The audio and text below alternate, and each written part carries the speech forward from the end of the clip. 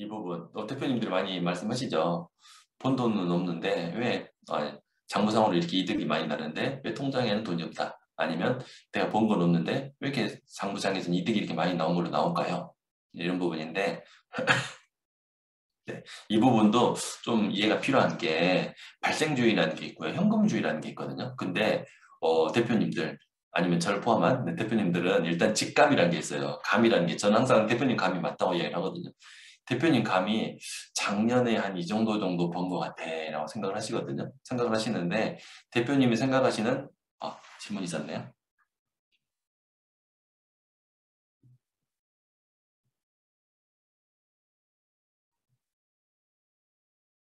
네, 네, 이 부분은 제가 좀 이따 혹시라도 끝나고 한번 봐볼게요. 답변 드리겠습니다. 네, 그 대표님들 감이 맞아요. 제 감도 상당히 맞거든요. 맞는데 대표님들이 생각하는 감이 사실 현금주의거든요.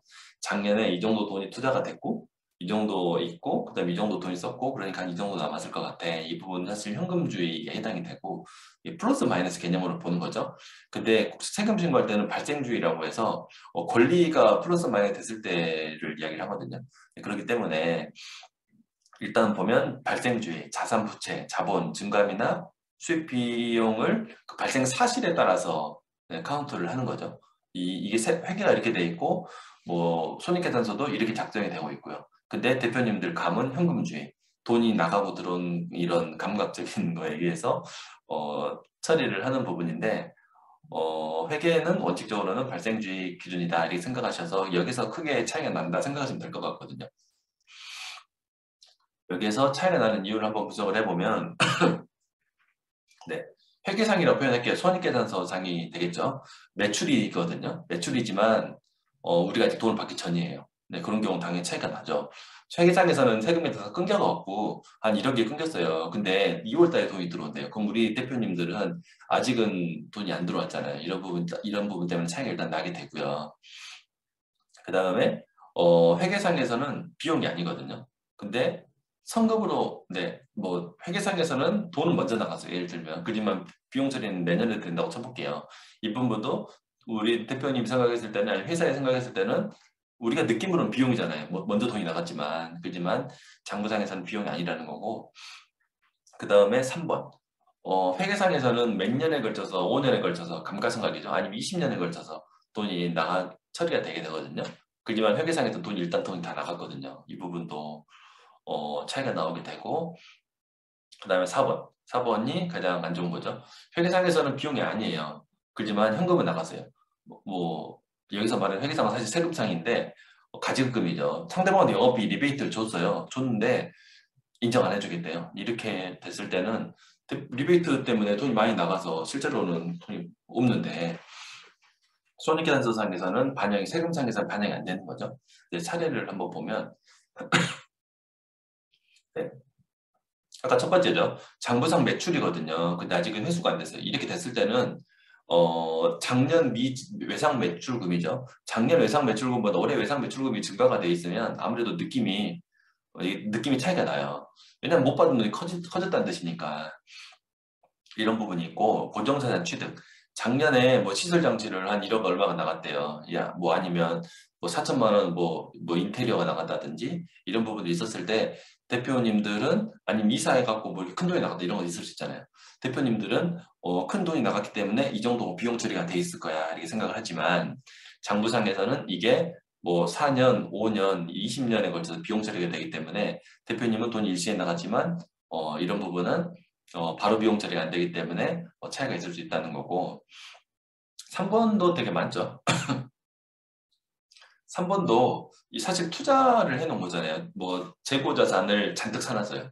잔뜩 사놨기 때문에 현금 지출이 많이 됐거든요. 그지만 아직은 실현이 안 되는 상태거든요. 이런 부분은 실질과 차이가 많이 발생이 되고 있는데 나중에 차이가 나게 되거든요. 그러다 보니 사실 3번 같은 경우도 이러니까 올해 소득세가 너무 부담된다. 돈이 별로 없기 때문에. 그러니까 재고자산을 올해 많이 판 것 같이 처리를 하자. 그러면 사실 소득이 많이 떨어져요. 떨어지는데, 왜냐면 돈이 없기 때문에. 그지만 이런 경우도 좀 조심해야 되는 게, 이게 사실 돈이 많이 나갔지만 장부상에선 잡혀 있는 상태고, 비용 처리가 나중에 될 거잖아요. 그 나중에 되는 게, 매출이 많이 그거에 대한 대응 매출이 많이 발생될 때 비용 처리를 해야 사실 맞거든요. 근데 현금이 당장 없다는 이유로 올해 비용 처리를 넣어버리면 나중에 진짜 그것 때문에 매출이 나올 때, 그것 때문에 매출이 나올 때 비용 처리할 일이 없게 돼버릴 수 있거든요. 이런 부분도 네, 투자에 해당이 되는 거니까 차이가 많이 나올 수 있는 거고, 사실 사본도 되게 많아요. 그 대출을 받아서 열심히 상환하고 있으시거든요. 상환하고 있기 때문에 원금이랑 같이 해서 막 상환하고 있다 보니까 빠듯하잖아요. 그래서 이제 돈이 없어요. 돈이 없는데 장부상의 이득이 많이 났대요. 이제 그런 부분은 대출금을, 이게 사실 세무대리인 저희는 이렇게 말할 수 있거든요. 이게 비용일 거면 대출 받을 때 매출을 다 받아야 된다. 근데 사실 좀 너무 냉정하니까. 그러니까 이제 대출금을 상환하는 것은 비용 항목이 아니어서 대표님이 생각했을 때 현금으로 큰 돈이 나갔지만 비용이 아니다. 그러니까 실제로 차이가 많이 날 수 있다. 그러니까 너무 상환 금액이 커버리면 나중에 세금도 못 내는 모양이 나올 수 있거든요. 그 다음에 5번. 뭐 저축성. 이게 사실 보험 쪽에 영업이 워낙 많이 들어오잖아요. 저는 사실 보험을 되게 안 좋아하는 편이어서 세무사님들도 보험을 좀 가끔 이게 좀 하라고 하는 분들도 있던데 저는 보험을 좀 싫어하거든요. 좀 싫어하는데 장기 보험을 납입을 하게 되면 10년 동안 사실 뭐 대표님이 영업하신 분들의 좀 이게 뭐 좀 속았든 어쨌든 이제 저축성은 무조건 비용 처리가 될 수가 없거든요. 비용 처리가 될 수가 없는데 저축성 보험, 뭐 종신, 뭐 다양한 부분들 이제 이렇게 가입을 해서 넣었어요. 넣었는데 이 부분은 장부상에서는 이렇게 자산으로 잡혀 있거든요. 어차피 나중에 들어올 거라서 자산으로 잡혀 있기 때문에 이 부분은 비용 처리 항목 자체가 아니거든요. 근데 대표님은 월 한 200, 300, 뭐 500 불이 받는 것도 있으니까 500씩 불이하다 보면 뭐 사실 어떻게 보면 대출금 상환이랑 느낌이 비슷하죠. 500씩 불이입을 하는데 비용 항목이 아니거든요. 비용 항목이 아니기 때문에 대표님 생각하는 거랑 차이가 많이 나오죠.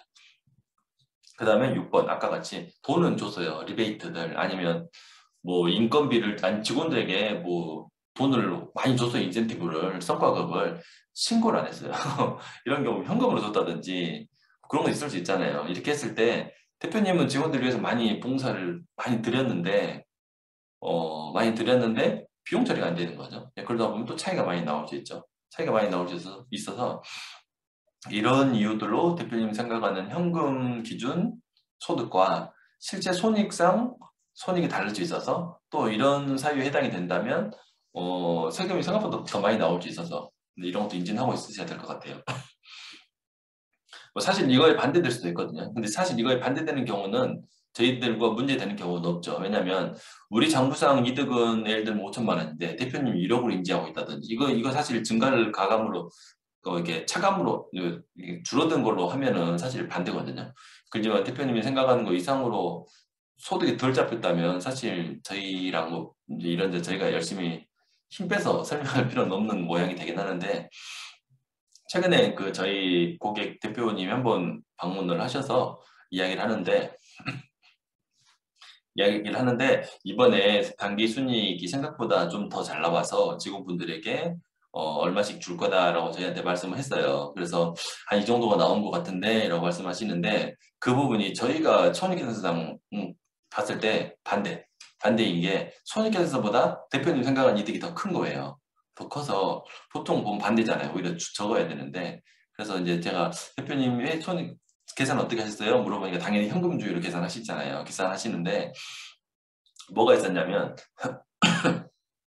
5번 장기 보험을 매달 몇 배씩 내다 보니까 이건 아니다 생각이 들었대요. 그럼 해지를 했대요.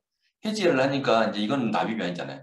해지를 하니까 대표님은 그때 뭐 해지를 해서 뭐 예를 들면 뭐 3천만 원이나 몇천만 원이 돈이 들어온 거예요. 돈이 들어왔는데 장부상에서는 그건 또 이제 이득이 아니잖아요. 이제 그러다 보니까 반대 경우가 발생이 된 거죠. 그러다 보니까 결론 손익계산서 저희 거가 맞았던 건데 실제 손익보다 해지를 했기 때문에 돈이 더 들어왔는데 대표님 이걸 이제 이익으로 보시는 거고 우리 회계상으로는 오히려 이득이 아닌 형태가 되다 보니까 이런 경우는 오히려 대표님이 생각한 것보다 이익이 더 크게 잡힐 수 있는데 이건 어떻게 보면 대표님 불이익한 거를 그러니까 직원들에게 돈을 더 준다는 거 했을 때 대표님 불이익한 걸 돈을 더 주는 모양이 있을 수 있거든요. 있을 수 있다 보니까 이거는 차이가 나는 이유 중에서 실제로 손익계산상 손익이 더 나오는 경우고 이거의 반대의 경우도 있을 수 있다. 이 정도 인지하실 필요가 있을 것 같아요.